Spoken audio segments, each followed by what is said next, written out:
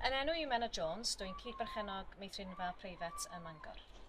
Dyn ni'n lleol iawn ym Mangor, ond dyn ni hefyd yn gyfleus iawn i bobl o Ynys Môn sy'n teithio i ochr Conwy ac ymhellach ar gyfer gwaith, ac sy'n teithio o'r ochr yna i Fangor ac i Sir Fôn i weithio.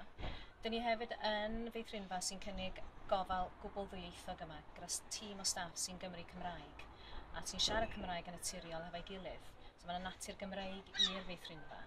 Ond dyn ni hefyd yn denu rhieni, dwi'n meddwl, oherwydd safon y gofal dyn ni'n cynnig yma. Mae gennym ni blant o gefndiroedd gwahanol, cefndiroedd ethnig, a mae'r plant yn dysgu Cymraeg o'r funud maen nhw'n cyrraedd ni. Dyn ni'n teimlo wrth gael staff sy'n naturiol Gymreig ac yn siarad Cymraeg yn naturiol o'i gilydd. Mae'n hybu Cymreicdor, mae awyrgylch yn Gymreig o fewn y feithrinfa. Heb unrhyw fath o ymdrech gyda ni felly, heb lawr ffaith, dyn ni'n cyflogi staff.